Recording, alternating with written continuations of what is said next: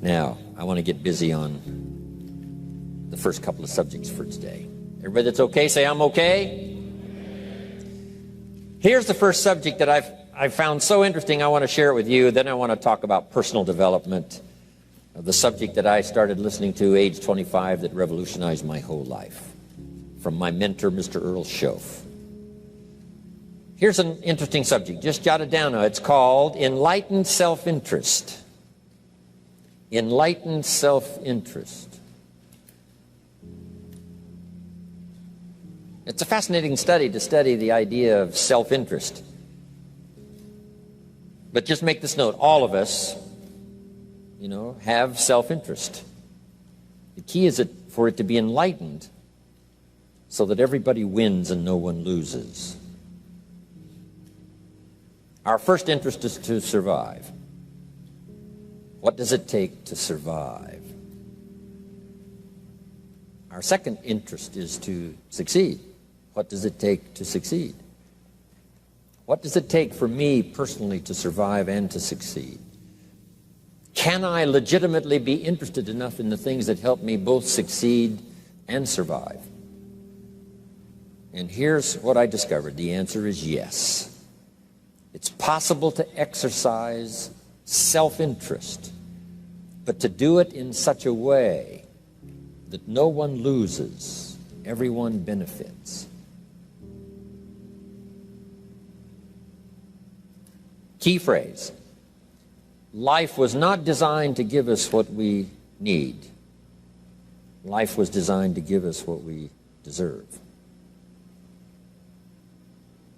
We do not reap a harvest in the fall because we need it. We reap a harvest in the fall because we deserve it.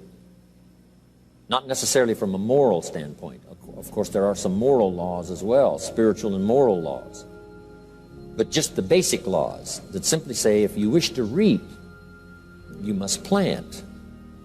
So jot this down. Reaping is reserved for the planters. And the reason they reap is because they deserve it. They're the planters. They deserve to reap. Interesting Bible phrase that says, if you keep knocking, you'll find open doors. Good phrase to jot down. If you keep knocking, you'll find open doors. Doors of opportunity. Doors of a chance to meet someone. Doors open for association. Doors open to find someone special. Doors open to find a unique business colleague. If you keep knocking, the phrase says, doors of opportunity are open to those who continually knock. So we don't find open doors of opportunity because we need them. We find them because we deserve them. Only those who knock deserve to find an open door. But the promise is, if you continually knock, you'll find doors of opportunity. It says, if you search, you will find. So make the note, it's good. Finding is reserved for the searchers because they deserve it. Now, at first they may have needed it, but they now know that just needing it is not sufficient. But if they need it, now they must qualify for it. The reason why you're going to be blessed with good ideas this weekend is because you've come searching. You've gotten on an airplane to come searching. Got in your automobile to come searching. You got here searching. Now you're ready to receive. And for those who search, they will find answers. They will find plans, imagination to stir yourself into action for future benefit. So if you search, to find a good idea, you must go looking, go searching. You've got to go to church. You've got to go to class. You've got to go to the seminar. You've got to go to the library. You've got to go to the books if you wish to find. Rarely does a good idea interrupt you. Rarely. But if you will search, you will find. So we get not what we need, but we get what we deserve. It says if you ask, someone has an answer. If you keep asking, the answers belong to you, because by virtue of asking, you have qualified. So we don't get what we need, we get what we deserve. The mother on welfare should be taught in some small manner that hopefully she can begin deserving the welfare check. Not getting it because she needs it, but now starting to get it because she deserves it. If the welfare worker says to Mary, Mary, I brought a bucket of paint and a paintbrush, and the next time I come, if the door is painted and the fence here in front is painted, I give you the check for $450. Not that painting the door and painting the fence is worth $450. It's not worth that much, but it is the beginning of the process. So make that note. I want to begin the process of deserving. What would that be? What process should I begin engaging in to deserve good health, to deserve a good relationship, to deserve prosperity, to deserve an enterprise, to deserve the opportunity to build a city? What must I do to begin the process of deserving? So now the welfare worker comes back and the door is painted and the fence is painted, and now Mary gets the $450 to help take care of her children, not because she needs it, but because she's beginning to deserve it. Then the welfare worker thinks of some other project. She said, Mary, if these weeds are gone and this little garden is cultivated, when I come back, now that the door is painted and the fence is painted, if the weeds are gone and this little garden is cultivated, you get the $450. And step by step, a new life is emerging, learning the process of deserving it, not just needing. We teach our children at home, right? Child says, I need $10. So that language doesn't work here. There's plenty of money here, and the vaults are full. But to say I need $10 is not how you open the vault. So the child says what? Wow, how can I get that $10 that I need? So here's what they learn to say. How could I earn $10? Now the vault opens up. Now the money starts to flow. How could I earn $10? What could I do to earn the money? Not to get the money because you need it. Maybe you need the money. That's, all of us have needs. But here the key is to figure out how to open the vault, how to open the bank, how to open this unbelievable flow of resources to come our way. And here's the key: to deserve it, not to need it. You can't walk out to the field and say to the field, I need a crop. Here's what the field says. Here's what the ground says. Who is this clown that brings me his need but brings me no seed? So jot that down. Take your seed to the marketplace, not your need. Don't disclose your need to the marketplace, only your willingness. We'll talk about that a little later today. Because the marketplace is not interested in your need, but they are interested in your seed. They're interested in your willingness to work. They're interested in your disciplines. They're interested in your eagerness. They're interested in your vitality and your work ethic. That's what the marketplace is interested in. Not your need, but your seed. Okay. We get what we deserve. Old Testament God says, if you'll move toward me, I'll move toward you. See, that's how you get those occasions to meet God. You must make the move. God could say, you don't move, I don't move. You say, well, that's arbitrary. Well, when you're God, you can make it that way.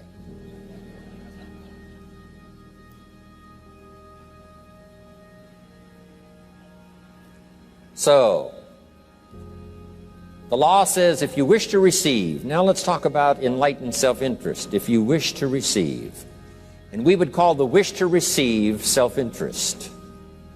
But if it's enlightened self-interest, here's what it says. I understand that in order to receive, I must give. Receiving is reserved for those who give. Receiving is not reserved for those who need it. It's reserved for those who deserve it. We deserve the receiving by giving. In fact, there's an extraordinary phrase in this little context, and here's what it says. It's better to give than it is to receive. Now, the uneducated person would find that difficult to ponder. Why would it be better to give than it is to receive? So let me give you one of the better phrases for the day. Here it is. Giving starts the receiving process. So of course it's better to give than it is to receive. How much receiving do you wish? You must start the giving process. For me to receive my additional fortunes for the future, not necessarily for the money, because I don't need the money. I take the money, but I don't need the money. But here's what I do need: for someone to say a year from now, 5 years from now, Mr. Rohn, that seminar helped to change my life. And for whatever reason, I was brought here to this place for this time. And later someone says that. See, to receive that kind of thanks, it's unbelievable. Here's what you cannot buy: that kind of thanks. You can't buy it with money. You have to earn it.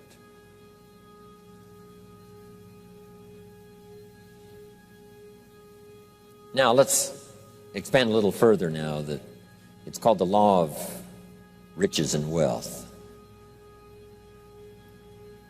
In our own self-interest, if we wish to be rich and wealthy and prosperous and healthy and all the valuable things we can think of for the human experience, how could we get there? It's understanding the law of enlightened self-interest and the law of deserving. The question was asked in the Bible, how can we be great? What is the key to greatness? Great wealth, great return, great accolades, trophies to put on the mantle above the fireplace. How can we get great respect, great riches, great abundance for ourselves? How can we get that? And the answer was given, and here was the answer: find a way to serve. Find a way to serve the many. So I paraphrase it to read this: service to many leads to greatness. Service to many leads to greatness. Someone says, well, about the best I can do is take care of myself. That's okay. Self-care, has its own reward, but it's very limited. Somebody says, I can't be worried about other people's problems. I got enough problems of my own. That's okay. Self-defense is okay. Self-preservation is okay, but it has a very limited reward. If you wish to change that into abundance and prosperity and uniqueness, then here's what you must do: help solve other people's problems. Help find answers for someone else, not just for yourself, but for someone else. And in that kind of service, you now begin the process of greatness.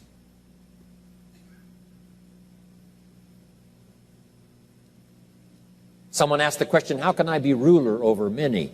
How could I manage a lot of people? How could I be the leader of a vast movement or enterprise?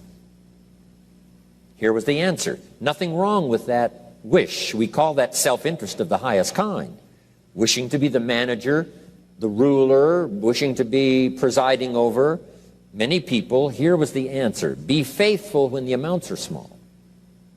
Be faithful when there's just a few. Be disciplined when there's only a few. That starts to entitle you to someday be ruler over many. You say, well, if I had a big organization, I'd really run it with a strong hand and I'd be a fabulous leader. But I've only got a few and I don't know where they are. See, that's not going to work. If you wish to preside over riches, you must start when the amounts are small. Someone says, oh, if I had a fortune, I'd really take good care of it, but I've only got a paycheck, I don't know where it goes. See, not knowing where it goes disqualifies you now for presiding over the fortune. We've all heard that, right? I don't know where it all goes. Did you ever hear that expression? Oh, we'd love to have you run the company. You don't know where it all goes. Somebody says, it just gets away from me. Oh, we'd love to have you run the world, right? It just gets away from you. Somebody says, it's only pennies and it's only a few. Here's where you begin to qualify for abundance and riches and greatness and respect, is to be disciplined when the amounts are small. Someone finds it unique, right, that this many people would come and hear what I've got to say for a whole weekend, but this is not where I started. I started with just a few, but I was so on fire with the few, trying to translate for them in my awkward ways back then what had happened to me. My life got changed, my income got changed, my health got changed, everything got changed for the better. And now I've lived the most extraordinary life. But it started with my passion for just a few, to translate for just the few. Someone says, well, there's just a few here. You know, does this meeting matter when there's only a few? And the answer is yes. Jot this down. You never know who's in the audience, whether it's a few or 1,000 or whatever. But you got to be faithful when there's just a few. Tell your story when there's just a few. Be just as passionate about ideas that can change someone's life when there's just a few. Now you begin. You're not fully qualified, but you begin the qualification to someday speak to many. Someday preside over a vast crowd. Someday be the manager or the leader of millions. It starts in those early days. To deserve it,